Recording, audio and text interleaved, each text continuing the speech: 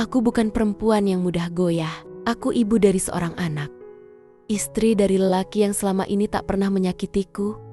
Tapi semua itu tak membuatku kebal dari rasa lelah, dari sunyi, dari gelombang yang datang diam-diam, lalu menyeretku perlahan.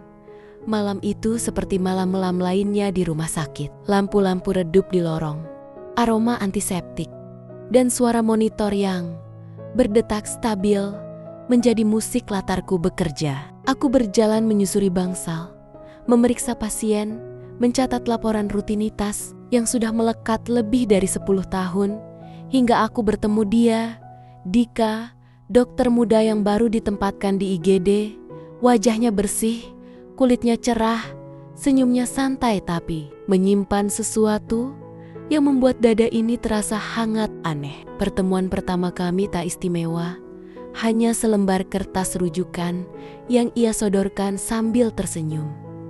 "Mbak Clara ya? Aku Dika, dokter baru di IGD, mohon bimbingannya." Bimbingan? Aku tersenyum kecil. Lelaki ini lebih muda dariku, jelas lebih segar, dan dari sorot matanya, dia tahu betul caranya berbicara dengan wanita. Aku menjawab sekenanya malam itu, sopan tapi menjaga jarak. Tapi entah kenapa, setelahnya aku sering mencuri pandang. Bukan karena aku berniat macam-macam, tapi karena dia seperti oase kecil di tengah hari-hari kerjaku yang kering. Dan Dika sepertinya sadar. Dia mulai sering datang ke nurse station, sekadar menyapa, kadang bertanya hal-hal sepele yang sebenarnya dia tahu jawabannya.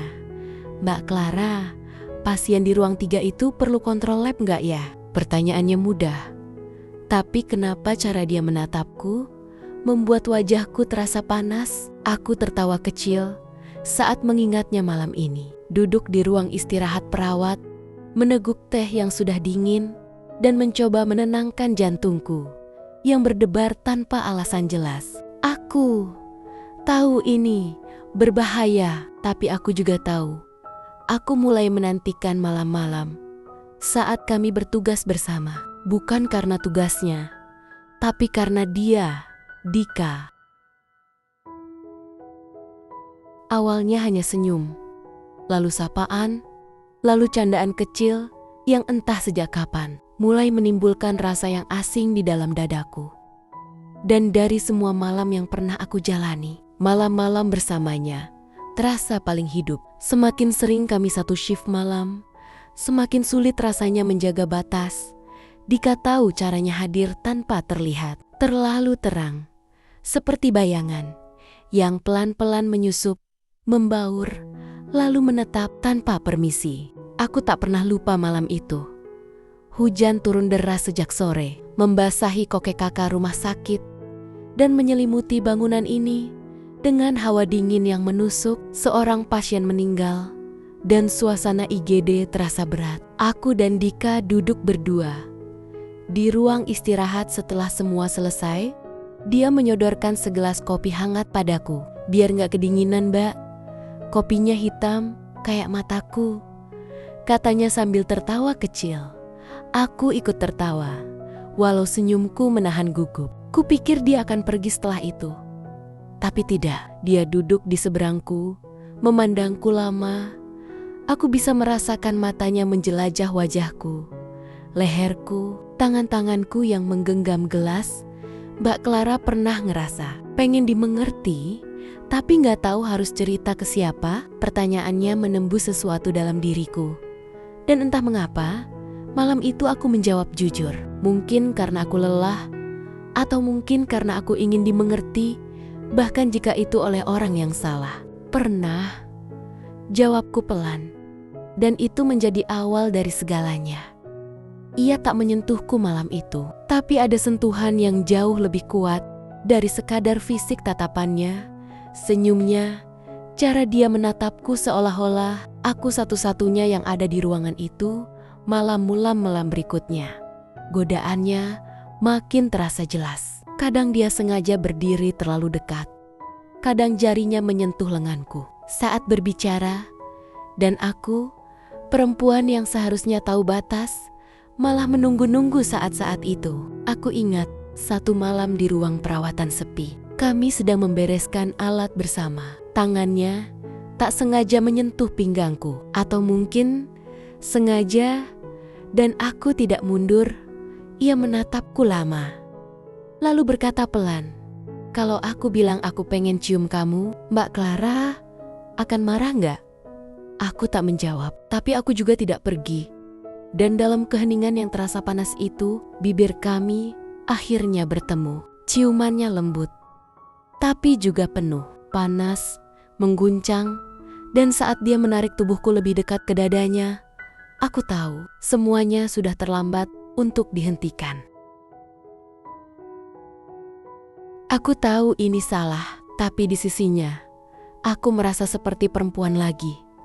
Bukan sekadar istri, bukan sekadar ibu. Aku merasa diinginkan, dan dalam diam, aku menikmati rasa itu lebih dari yang seharusnya. Hubungan kami tak pernah diberi nama. Tak ada janji, tak ada kata cinta, bahkan tak ada kepastian. Tapi setiap malam saat kami bertugas bersama, tubuh kami saling mencari. Seperti dua bara dalam gelap, menari tanpa suara. Awalnya hanya syumen kuri di ruang istirahat, atau pelukan singkat saat tak ada yang melihat. Tapi perlahan kami mulai melewati batas. Ada malam-malam di mana kami berlama-lama dalam ruang perawatan kosong, dengan lampu temaram dan napas yang memburu. Sentuhan Dika membuatku melupakan segalanya. Jari-jarinya menyusuri kulitku dengan begitu tahu diri. Bibirnya berpindah dari leherku ke bahuku dengan ritme yang membuat lututku lemas. Dia tahu titik-titik yang membuatku mengerang pelan, membuatku menggigit bibir agar tak bersuara terlalu keras. Kadang aku terbaring di ranjang pasien kosong dengan tubuhku setengah terbuka untuknya, dan dia menatapku seperti benda paling indah yang pernah dia sentuh. Tapi setelah semuanya selesai, Dika akan menarik napas, mengenakan kembali jas dokternya, dan bercanda seolah tak terjadi apa-apa. "Jangan terlalu sayang sama aku, nanti Mbak ketagihan," katanya sambil berkedip nakal. Aku hanya tersenyum, tapi hatiku diam-diam sakit karena aku memang mulai ketagihan.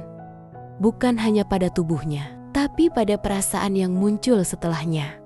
Malam-malam itu, aku pulang dengan rasa bersalah, menatap suamiku yang tertidur lelah di samping anak kami yang pulas, dan aku merasa seperti perempuan murahan.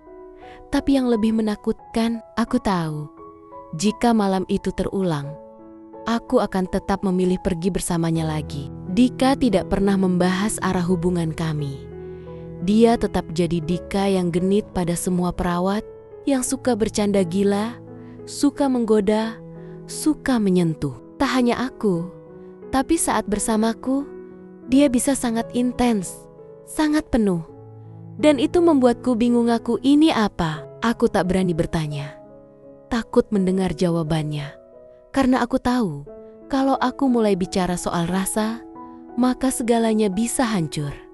Jadi aku diam, menjadi rahasia yang ia nikmati di malam hari, dan ia lupakan saat pagi datang. Semakin aku mencintainya, semakin dia tampak jauh. Semakin aku menanti, semakin dia bersikap biasa saja. Aku menunggu satu kepastian dari seseorang yang tak pernah berniat menetap. Beberapa minggu terakhir terasa aneh. Dika mulai jarang menghubungiku di luar jam kerja. Sapaan dan godaannya yang dulu hangat, kini terasa datar. Kadang dia bahkan lupa kami punya cerita yang lebih dari sekadar rekan kerja malam. Ada satu malam yang tak akan pernah aku lupakan. Kami tidak bertugas bersama, tapi aku menyempatkan datang ke rumah sakit. Lebih awal hanya agar bisa sekadar melihatnya sebentar. Aku menemukannya di kantin, duduk bersama dua perawat muda, tertawa lepas, tatapannya penuh pesona, seperti dulu saat dia memandangku. Kini dialihkan pada mereka, dan saat mataku menemuinya dari kejauhan, dia hanya mengangkat alis, tanpa senyum, tanpa sapaan, seolah aku hanya bayangan yang pernah lewat. Malam itu, aku pulang lebih cepat, beralasan sakit kepala. Padahal dadakulah yang sebenarnya nyeri. Di dalam mobil, aku menangis dalam diam. Bagaimana bisa aku sampai sejauh ini? Bagaimana bisa aku menyerahkan hati dan tubuhku pada seseorang yang bahkan tak pernah berjanji? Aku mulai menyadari, aku hanya satu dari banyaknya cerita dalam hidup Dika. Mungkin aku istimewa, mungkin tidak, tapi yang pasti, aku bukan satu-satunya. Sikapnya makin jelas. Ia masih tersenyum, masih sopan, tapi tak lagi mencari-cari aku seperti dulu.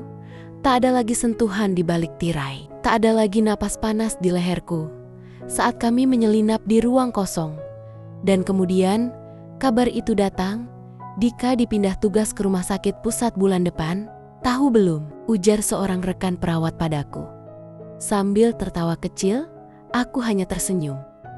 Pura-pura tidak peduli. Padahal, dadaku seketika kosong. Dia tak bilang apa-apa, tak ada pesan, tak ada pamit, tak ada isyarat apapun. Dan ketika aku akhirnya memberanikan diri, bertanya, "Kamu jadi dipindah tugas?" Jawabannya ringan, "Iya, ganti suasana aja." Lalu dia menepuk bahuku. Ringan, dingin, seperti tak pernah ada apapun di antara kami. Itu terakhir kalinya aku melihat Dika. Setelah itu, ia pergi begitu saja, tanpa jejak, tanpa kata akhir. Dan aku tertinggal bersama perasaan yang tak sempat selesai. Dia pergi tanpa kata, dan aku tertinggal bersama diam. Yang paling menyakitkan, sudah berminggu-minggu sejak Dika pindah, tak ada kabar, tak ada pesan, bahkan tak ada jejak digital yang bisa kuikuti. Dia hilang, seperti debu yang tertiup angin, pernah melekat, tapi tak pernah benar-benar dimiliki, dan aku hanya bisa menunduk, menangisi sesuatu yang sejak awal bukan milikku. Sampai hari ini, aku masih mengingat malam terakhir kami bersama. Wajahnya yang biasa saja, suaranya yang santai, dan tepukan di bahuku yang lebih dingin dari udara malam di ruang IGD. Itu bukan perpisahan. Itu pengusiran halus dari cerita yang tak pernah ia anggap serius. Aku mulai menata ulang hidupku. Perlahan, aku mencuci spray dengan tangan sendiri, memasak bekal anakku dengan lebih sabar, dan mulai tersenyum pada suamiku tanpa rasa bersalah membayang di balik mata. Tak mudah. Setiap kali suamiku memelukku dari belakang, sambil berkata terima kasih, sudah jadi istri yang baik, rasa bersalahku menampar lebih keras dari sebelumnya. Aku bukan istri yang baik.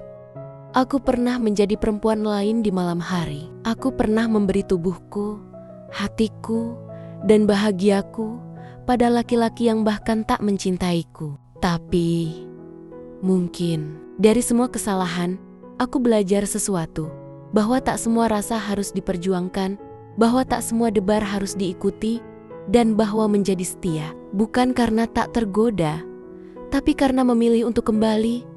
Aku tak pernah bercerita pada siapa-siapa soal Dika. Tak ada yang tahu, dan tak perlu tahu.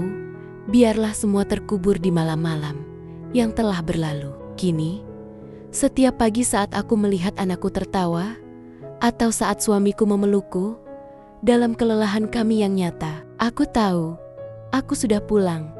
Mungkin aku pernah salah, tapi aku memilih untuk tidak tinggal di sana selamanya.